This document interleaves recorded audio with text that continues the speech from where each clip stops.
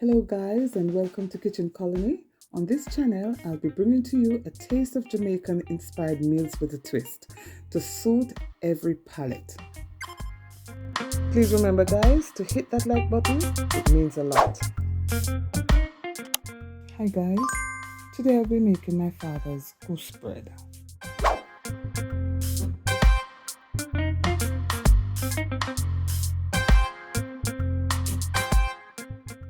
Before we move on, let me just take this time to thank my subscribers, old and new, and also my viewers. Thank you for coming back faithfully every week. This bread brings back a lot of memories, from my childhood, as my father used to go to the market on Saturday, and he would come back with this bread. It was a flat bread. He told me it was a goose bread, we used to call it. I don't know if he told us that or we called it that. And this bread had a distinct flavor. It had a taste. I didn't see cinnamon or nutmeg. Maybe I was too young to realize it, but there was such a flavor and it had a hint of sweetness. And today I'm going to try and recreate it.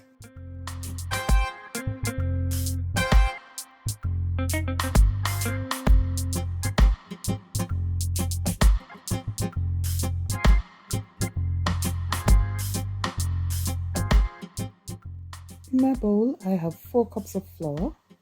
You can use bread flour or plain flour.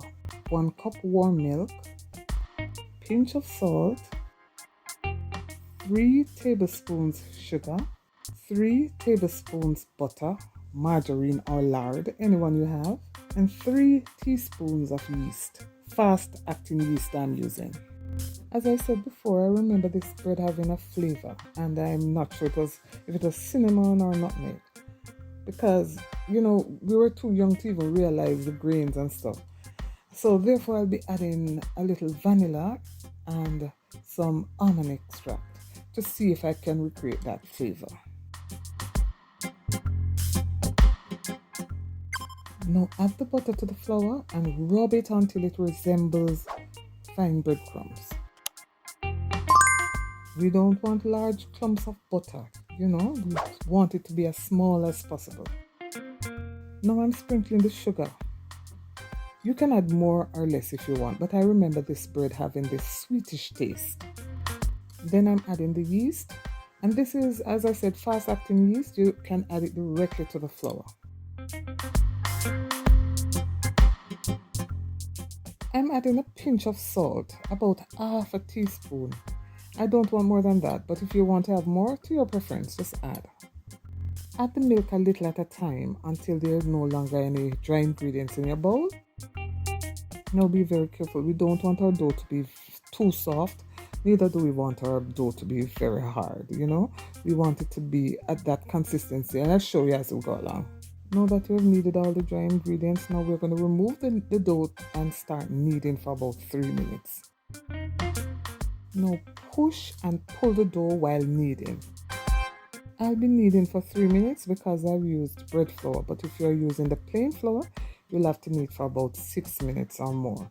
And I'm going to show you when you know that your bread has been kneaded properly. Let's test to see if our dough is ready. Now we're going to use our finger and just slightly push on the dough. And if it bounces back, then you know your dough is ready. If not, you just knead it a little longer. Grease the bowl and transfer the dough to the bowl. Cover it and allow it to rise until it's doubled. Place it in a warm place. Now the dough has doubled in size.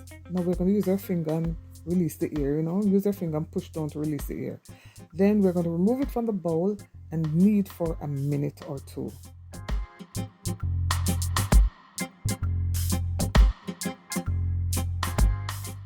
Cut the dough in 3 equal parts. Roll the dough into 3 logs because we're going to plait. Then we're going to join the tips together and then start plaiting.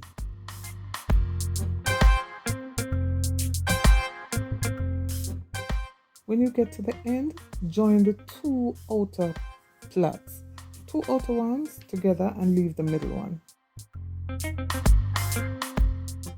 Now we're going to place our dough in a well-greased bread pan or a baking dish, whichever, and then you're going to cover it and allow it to rise again for about 45 minutes. Depending on the temperature in your kitchen, it can be 30 to 45 minutes.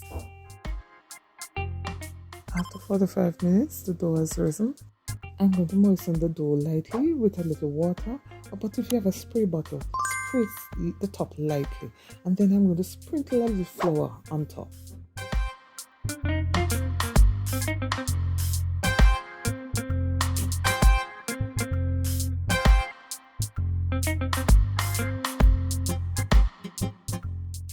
My oven is set at 160 degrees Celsius because it's very small. But if you're using a larger oven, I'd advise you to put it at 180 to 190 degrees Celsius and bake for about 30 to 45 minutes. You know the temperature of your oven and how hot it gets. So you have to monitor it, and then you'll know that it is done when you take the bread out and you knock it and it sounds hollow. My kitchen smells so wonderful. Now that the bread is finished, we're going to rub a little butter on top to keep it soft, and also remove it from your pan because you don't want the bread to sweat and the bottom gets soggy. Guys, this bread was the bomb. My house was smelling like a bakery.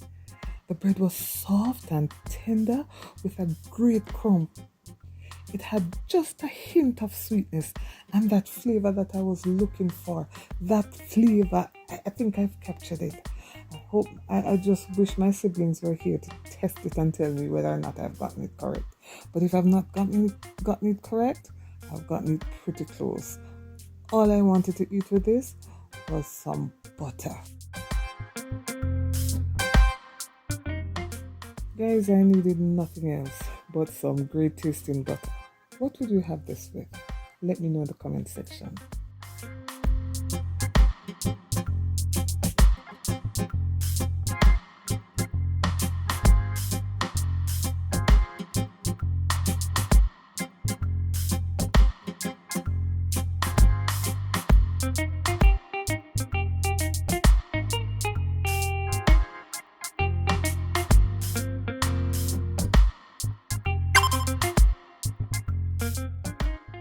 If you've enjoyed what you've just watched, then please give me a thumbs up, share my videos, and if you have not yet subscribed, please remember to do so. I do enjoy making these videos for you, and I do appreciate your comments. Thank you all for watching. See you next time. Bye-bye.